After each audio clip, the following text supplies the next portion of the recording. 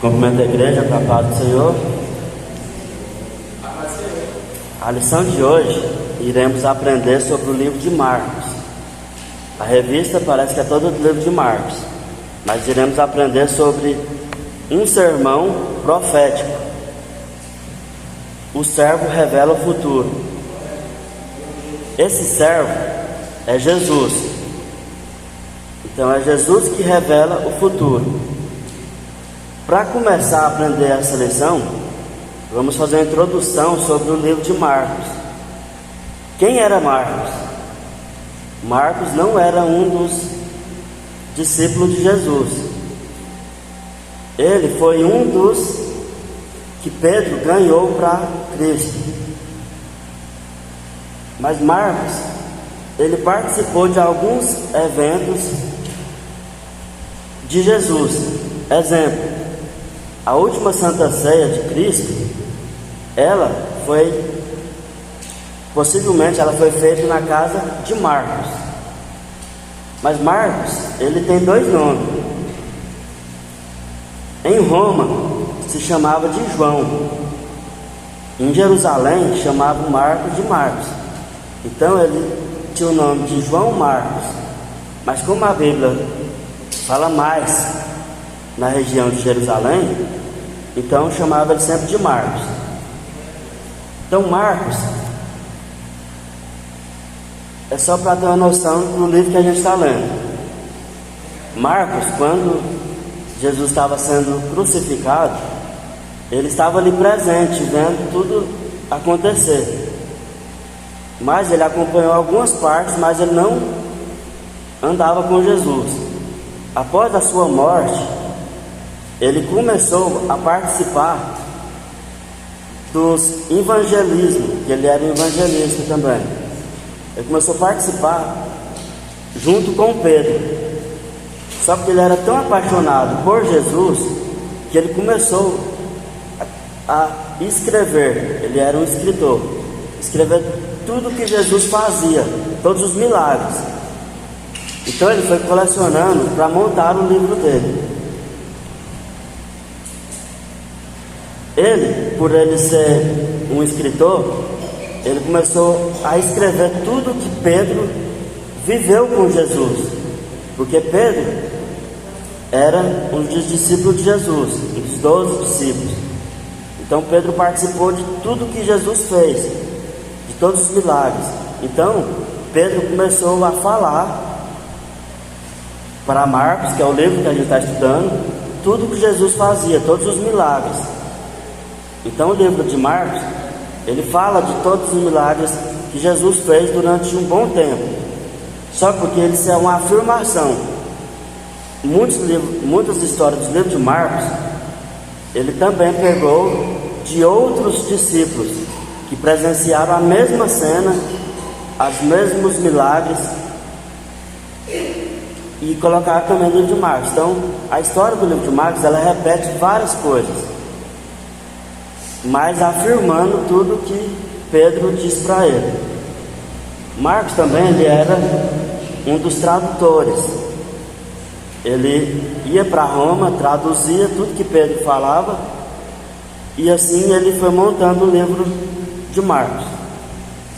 Então o título da lição: o sermão profético, o servo revela o futuro. Marcos não chamava Jesus ou de o Messias ou qualquer outro tipo, chamava Jesus só de um servo. Por que o servo? Servo é aquele que foi rebaixado e chegou ao nível, exemplo, nosso nível. Ele é praticamente Deus, mas ele chegou a ser rebaixado. Isso significa servo. Então o sermão, o que significa sermão? É o mesmo que uma pregação, é o mesmo que um discurso. Então, o sermão profético, quando fala sermão, é porque Jesus estava pregando, ele estava fazendo um discurso sobre um assunto. Então o título é sermão profético, o servo revela o futuro. Marcos fala que Jesus é servo. mas já sabemos que servo é Jesus. Então Jesus estava revelando o futuro, e iremos aprender isso nessa lição. Estava Jesus no Monte da Oliveira, e de frente para o monte estava uma grande igreja, templo. E 4 dos discípulos chegaram em Jesus e fizeram perguntas para ele. E foi quando ele começou a falar sobre a revelação do futuro. Uma das perguntas foi: Jesus, olha que templo lindo. Esse templo ele era tão grande, mas tão bonito. Parece que foi feito por rei Herodes.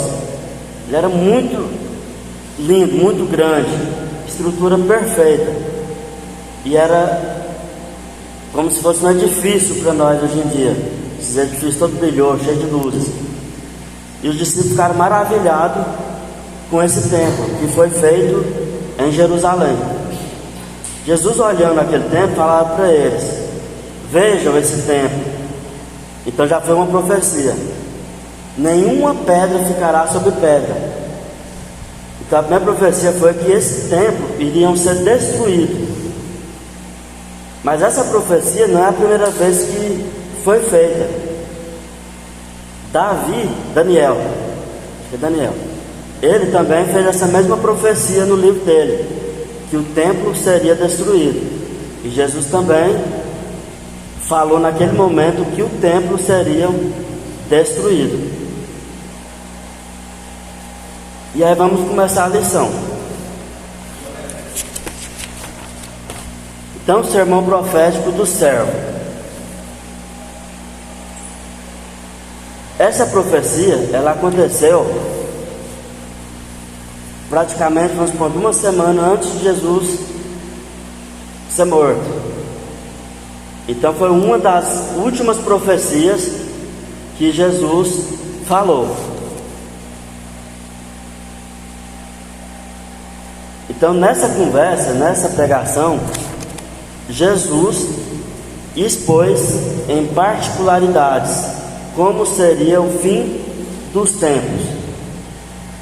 No início do sermão profético, em Marcos capítulo 13, Marcos descreve que ao sair do templo que Herodes havia construído, um dos seus discípulos, impressionado com a estrutura da edificação, lhe disse: mestre, olha que pedras e edifícios. Então Jesus respondeu: vê esses grandes edifícios, não ficará pedras sobre pedras, que não sejam derribadas. Essa profecia, ela se cumpriu 70 anos depois de Cristo, ou equivalente a uns 30 anos depois que Jesus foi morto, mas ele ressuscitou. Quem derrubou, quem destruiu toda a cidade de Jerusalém foi Roma. Então Roma invadiu e destruiu tudo. Então a primeira profecia que Jesus falou aos discípulos foi que a cidade de Jerusalém iria ser destruída. Mas Jesus continuou falando sobre a segunda volta dele, que é uma das profecias também que ele falou para os 4 discípulos em particular. Ele não falou para muita gente, falou em particular. E um deles era Pedro. E quem escrevia as histórias de Pedro? Marcos, que é o livro que nós estamos estudando. Então, Jesus falou sobre a segunda volta dele, e falou sobre os sinais de advertências que iriam acontecer. Então, uma das profecias foi que o templo seria destruído. Ele também falou sobre a volta dele, a segunda volta dele, e falou os sinais que iriam acontecer quando estivesse próximo à segunda volta dele. Outro exemplo é que Jesus, como servo, ele perdeu durante o período dele na terra a sua glória que ele tinha nos céus. Como é perder? Ele simplesmente veio à terra e não poderia saber nesse período quando seria a sua segunda volta.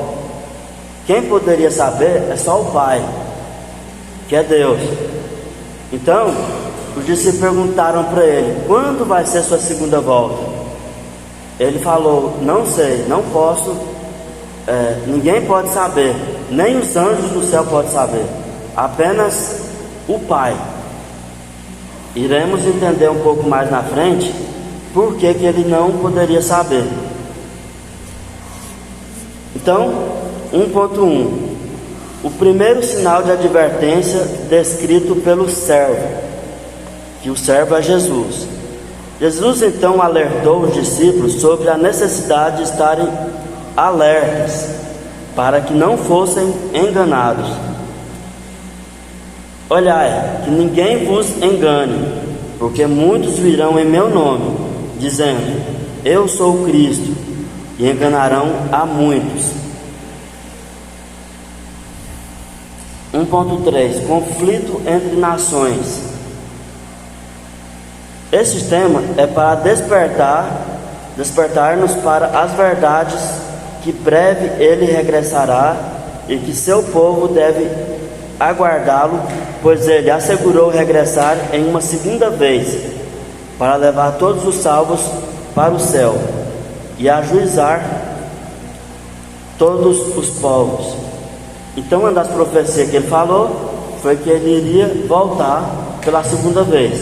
A primeira vez a gente já conhece a história, e a segunda vez ele falou o que iria acontecer.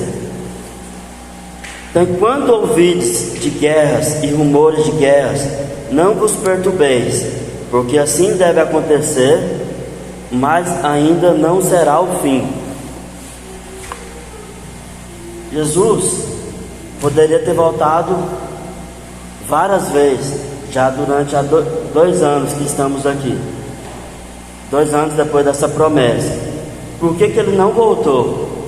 Porque ele ainda espera que nós fazemos a nossa parte em pregar o Evangelho. Ele mesmo disse: enquanto todos não forem evangelizados, ele não voltaria. Então ele espera que todos, para que nenhum tenha desculpa de falar que não escutou falar dele, ou que ouviu falar dele.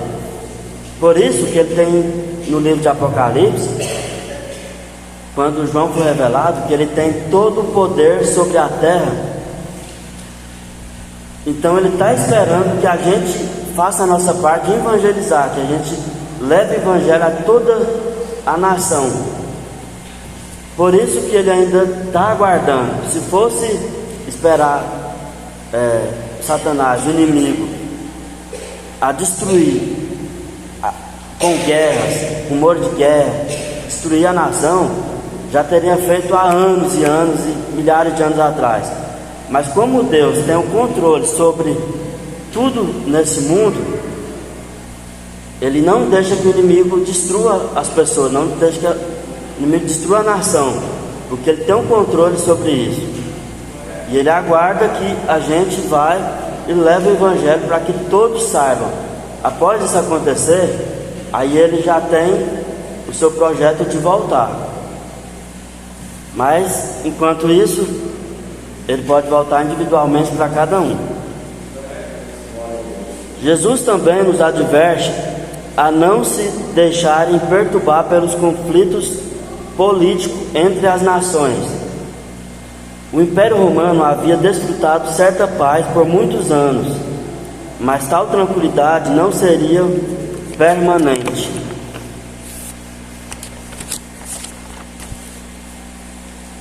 Então o sermão profético continua: é necessário apressar-se. Assim, assistimos o servo em seu ilustre sermão profético tratar sobre os últimos acontecimentos, cujas profecias estavam conectadas com a destruição de Jerusalém pelos romanos no ano 70 depois de Cristo, e com o período do anticristo na grande tribulação. Então, uma das profecias, quando Jesus falou, ele estava falando sobre a destruição de Jerusalém e também estava falando do futuro, o que vai acontecer na grande tribulação. Então Jesus, ele adverte especialmente os cristãos judeus, isso naquela época, que estiverem em Jerusalém e na Judéia, fujam o mais rápido possível. Essa mesma advertência valia para a invasão romana de Jerusalém, que se daria no ano 70 depois de Cristo. Então, como eu falei, Roma invadiu Jerusalém e destruiu. Então Jesus prevê o futuro e falou sobre o que iria acontecer.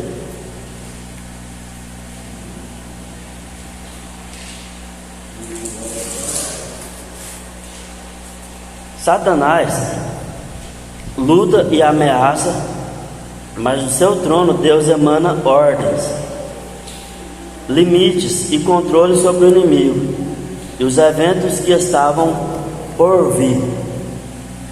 Então, como eu li, o Satanás ele tenta destruir, mas como Deus tem o controle, ele consegue controlar e não deixar que seja destruído de uma vez. 2.3 Acautelai-vos dos falsos profetas. O servo é o manancial de toda a verdade. Então, Jesus é o manancial de toda a verdade. Enquanto o diabo aniquila a vida e é o pai da mentira. Assim sendo, o diabo tem levado falsos profetas para destruir a verdade do Evangelho e enganar a muitos. Podemos dizer que o ponto de partida para essa reflexão se dá ao lermos a fala do servo, quando diz que se levantariam falsos cristos e falsos profetas. Estamos no 3 já. A vinda do Filho do Homem.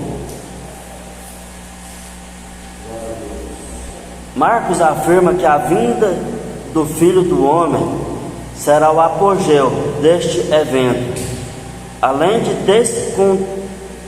demonstrar a urgência de estarmos precavidos, a fim de não sermos surpreendidos pela vida repentina do servo nas nuvens.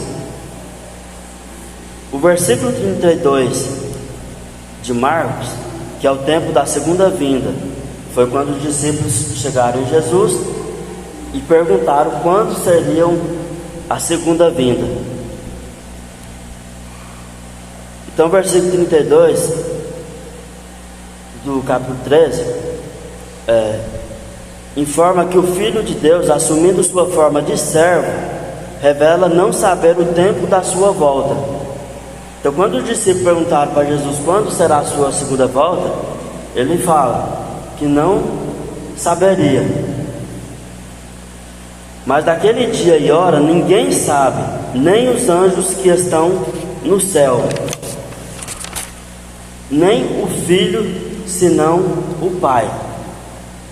Para compreendermos esta fala do servo, João registrou a oração de Jesus pedindo ao Pai que lhe concedesse a glória que tinha antes de vir ao mundo, o que aponta para a divindade de Jesus. Tal glória envolve também pleno conhecimento. E agora glorifica-me tu, ó Pai, junto a ti, com aquele glória que tinha contigo antes que o mundo existisse. Então, Jesus, antes de criar o mundo, na verdade Deus, antes de criar o mundo, Ele tinha sua glória. Quando ele resolveu mandar seu filho até a terra, ele, por um momento aqui na terra, ele se tornou servo, então ele perdeu sua glória. Então ele não saberia mais quando seria sua segunda vinda, porque a primeira ele já sabia, e ele foi preparando toda a sua genealogia até o seu nascimento. Então ele fez uma oração e João registrou essa oração que ele disse, como eu acabei de ler, pedindo ao Pai que lhe concedesse a glória que tinha antes de vir ao mundo. Após a sua morte, Jesus recebeu essa glória que ele tinha, e é naquele momento ele já saberia quando seria a sua segunda volta, porque ele recebeu a glória e toda a sabedoria celeste, toda a sabedoria dos céus, e ele já foi revelado, mas que ninguém saberia, somente eles. Será que o Filho saberia o tempo de sua segunda vinda? No momento ele não saberia, mas só o Pai. Quando o dia e hora, ninguém sabe, nem os anjos do céu, nem o Filho, senão o Pai. O Senhor assume uma atitude de completa humilhação como servo, e o servo é apropriadamente apresentado como aquele que não conhece os negócios de Deus. Então, como aqui diz, como ele assumiu a forma de servo, ele não poderia conhecer os negócios do Senhor. Depois, Jesus, na morte, desfez-se da condição de servo, sendo ressuscitado para a glória. Então ele, o Filho glorificado, tudo sabia, e recebendo essa revelação. Então, assim que ele morreu e foi glorificado, ele deixou de ser servo e se tornou Filho glorificado. Então tudo ele sabia, recebendo a revelação. Qual é a revelação? Da sua segunda volta. Mas essa missão, a função dela não é só isso. A função dela é para que possamos estar preparados para essa segunda volta, porque isso foi uma profecia que ele fez. Então precisamos estar alertas em todo o tempo. Quando eu era criança, no ano de 2000, eu lembro que muitas pessoas começaram a sair nas ruas com carro de som a falar que Jesus ia voltar no ano de 2000. Isso foi algo que todo mundo começou a se preparar. Faltava tipo uma semana, um mês, todo mundo começava a se preparar. E carro de som saía na rua porque estavam avisando que Jesus ia voltar. E era algo tão engraçado que naquela época, do ano 2000, o céu ficava laranjado. E os carros de som saíam na rua falando que Jesus ia voltar. E todo mundo estava na mente que ia voltar no ano de 2000. Eu lembro que indo para a igreja, tipo na virada de ano, olhava assim para o céu tudo laranjado. Então estava todo mundo esperando Jesus voltar nessa época. E eu ficava esperando ele vir nas nuvens, como todos falavam que ele iria vir. Estava todo mundo preparado para aquele momento. E passou o ano de 2000 e ele não voltou. E foi passando anos e anos e ele não voltou. Naquela época, se ele tivesse voltado, iria ser algo incrível. Mas a lição ele mostra, ninguém sabe. E naquela época eles falavam como se todo mundo soubesse. Mas aqui diz que ninguém sabe, somente ele sabe. Nem os anjos sabem. Então o que Jesus pede e nos ensinou? Que temos que ficar preparados. No ano de 2000 nós estávamos preparados. Mas é que ele pede para a gente que a gente continue ainda preparado. E não naquela época. Quando passou aquele período, as pessoas começaram a andar de qualquer jeito. Começaram a voltar a beber. Os que estavam na igreja achando que poderia ser arrebatado, voltaram a fazer bagunça, a fazer tudo errado de novo.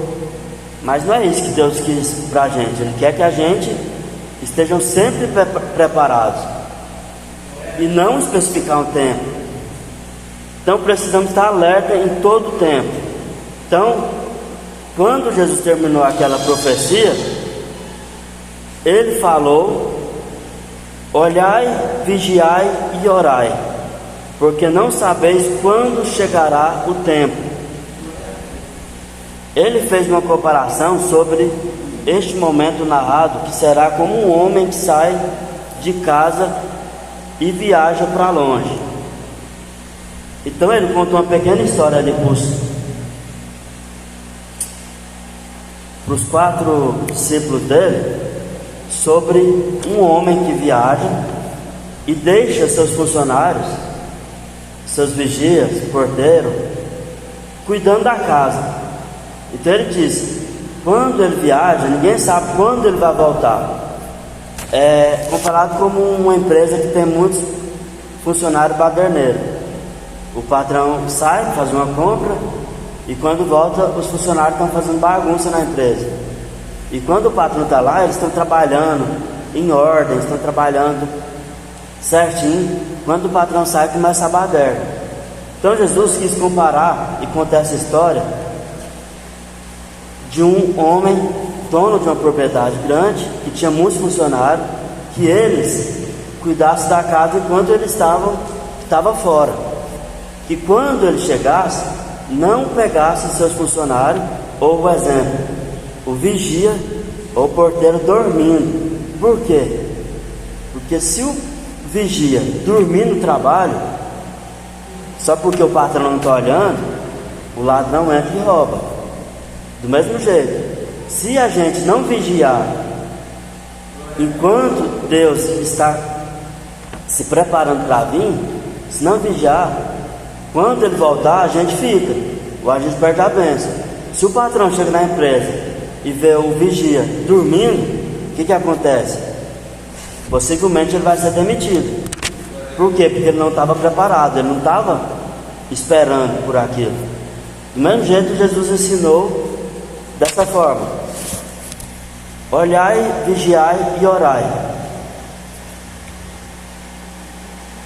Então Jesus percebe que devemos estar preparados em todo momento, para que quando Ele retornar para buscar a sua igreja, não nos encontre adormecidos. Então Jesus diz a todos, nas últimas palavras dele, dessa profecia: vigiai. Então quando diz vigiai, não quer dizer que é só quando, exemplo, o patrão está ali perto de você. Quando diz vigiai, seria o tempo todo. Quando você vê o pecado querendo, ou você querendo pecar, tem que vigiar. Você vai tentar desviar e não vai querer pecar, porque às vezes você acha, não, é só esse momentinho. Se Jesus voltar naquele momento, você pode ficar para trás. Então Jesus fala: vigiai o tempo todo, até que Ele volte. Então quando Jesus diz vigiai, Jesus inicia o seu discurso abordando o fim dos dias, falando sobre a importância da vigilância. Jesus, respondendo-lhe, começou a dizer: olhai que ninguém vos engane. Essas coisas que vos digo a todos, vigiai. Vigiar significa permanecer alerta, em sua melhor postura, desperto, porque ninguém sabe quando Jesus Cristo voltará. Quando estava aqui na terra em forma humana, Jesus não sabia o dia nem a hora de sua volta, nem mesmo os anjos sabem. O mundo incrédulo zomba de nós, pois continuamos apegados a essa esperança abençoada, mas Ele voltará conforme prometeu. Cabe a cada um permanecer fiel e ocupado, sem especular nem discutir detalhes ocultos da profecia. Então nós, cristãos, com certeza a gente já escutou várias vezes alguém falar: escuta há anos falar que Jesus vai voltar e não volta. Isso a gente escuta há muitos e muitos anos. Só porque esse que é o problema. Jesus está esperando que toda a população mundial seja evangelizada. Enquanto isso não acontecer, possivelmente ele não vai voltar ainda. Mas muitas das pessoas do mundo são incrédulos e eles querem zombar da gente que ainda acredita nessa profecia. Então o mundo incrédulo, ele zomba de nós, pois continuamos apegados a essa esperança de que ele vai voltar. Então, que Deus falou aqui nessa profecia, que cabe a nós permanecer fiel. Isso é esperar ele o tempo todo. Não é que a gente vai assim, Deus vai voltar. Então, eu lembro quando eu era criança, quando começou a falar Jesus vai voltar, muitos pediam sair do emprego, muitos abandonavam o serviço, abandonavam as coisas, já que Deus ia voltar. Para que estava trabalhando à toa? Não, Jesus vai voltar, então eu não vou trabalhar. E aí, como eles esperavam e o momento não chegou, com certeza a fome vem. E aí eles teriam que voltar a trabalhar, porque Jesus não tinha voltado ainda, como eles esperavam. A fome bateu, eles tinham que voltar para trabalhar para poder comer. Então Jesus fala: cabe a nós ser fiel.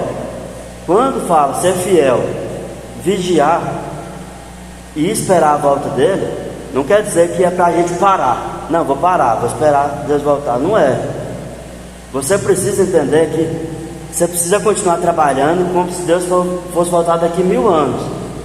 Continuar trabalhando, fazendo tudo como se Deus fosse voltar daqui muito tempo. Então Deus quer ensinar isso para a gente. Temos que continuar trabalhando, não parar, não devemos regressar. Temos que continuar construindo, continuar fazendo e continuar pelejando como se não fosse morrermos a qualquer momento. Então isso significa preparar. Temos que estar preparados o tempo todo. E não devemos discutir nem detalhes da profecia. Quando falar discutir, é o que aconteceu no ano de 2000. As pessoas começaram a falar como se fosse Deus, Jesus vai voltar, Jesus vai voltar. Como que as pessoas falavam naquela época Jesus vai voltar? Se a Bíblia fala que ninguém sabia, apenas Deus. E depois que Jesus morreu, foi glorificado, Jesus recebeu a revelação. Então só eles poderiam saber. E até hoje ninguém sabe, apenas eles sabem. Então é algo que a gente não devemos ficar discutindo sobre essa profecia de quando vai acontecer. Mas também Jesus fala sobre os fins do tempo.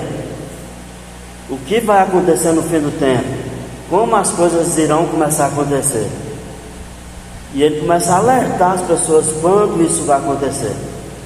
Isso tudo foi descrito e registrado por Pedro e foi escrito por Marcos. E é claro, os outros discípulos também ouviram, eles também citaram essas mesmas profecias e vários milagres que Jesus fez no livro deles. Então a conclusão da nossa lição é que o Espírito Santo continue guiando a igreja em toda verdade, para não sermos enganados nesses últimos dias e perseverarmos em oração, vigilância e cumprindo a missão que o Senhor nos entregou. Então a missão é levar o Evangelho, e nós temos que cumprir essa missão para que a gente consiga fazer com que Deus tenha motivo para vir voltar pela sua segunda vez.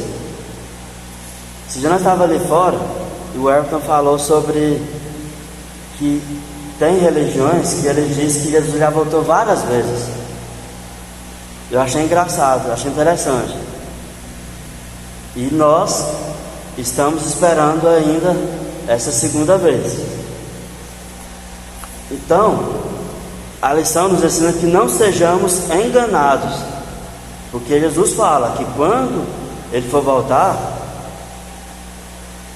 vai haver rumores de guerra, haverá guerras, nações contra nações, filho contra pais, pais contra filhos, e que haverá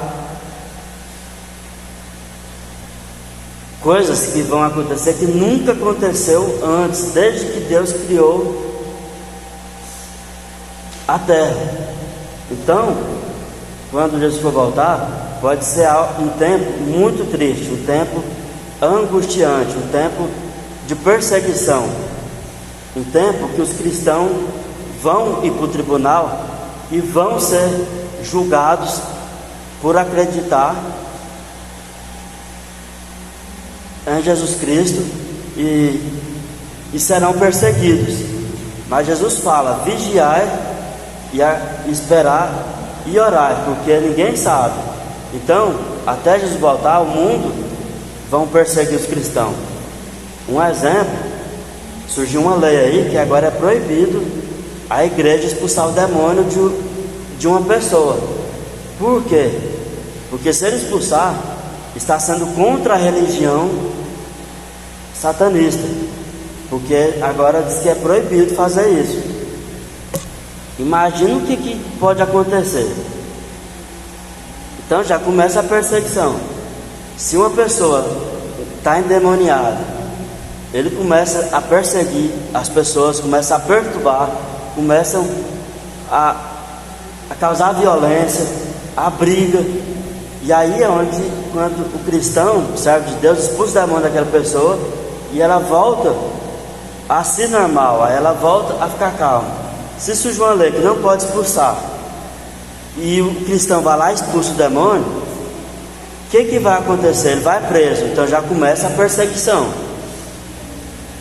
E se a pessoa, exemplo, um governador, ele é possuído pelo demônio e não pode expulsar o demônio dele, ele vai começar a perseguir a população. O que o demônio quer? Ele quer perseguir os cristãos.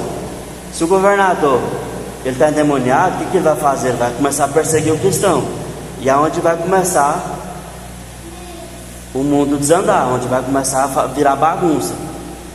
Então, essa lei de não poder expulsar demônio, porque você está afrontando a outra religião, pode ser o início do fim dos tempos, que a gente já sabe que já está caminhando para isso. Um exemplo aqui, quando Jesus fala vigiai e orai, porque ninguém sabe quando ele volta. Ele pode voltar a qualquer momento. Como eu disse, ele pode simplesmente esperar todos serem evangelizados, ou não. Um jovem na rua de casa bateu a moto ontem, nós vivemos a infância toda, e bateu a cabeça, e num prazo de segundos, com certeza ele morreu. Está velando o corpo dele agora. E resumindo, ele não teve tempo de vigiar, não teve tempo de se preparar. E eu fico triste porque eu já chamei ele para vir na igreja várias vezes.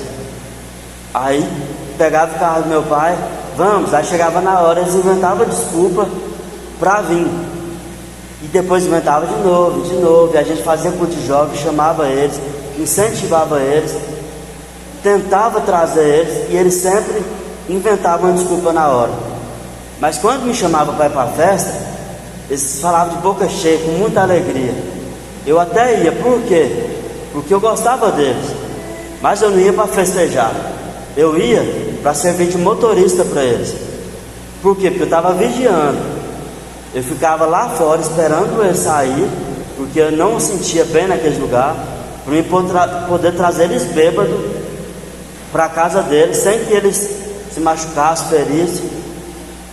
Então eu tentava andar com eles para tentar trazer eles para a igreja. quando eu era mais jovem, me falava: você pode infiltrar no meio deles, mas dando bom testemunho.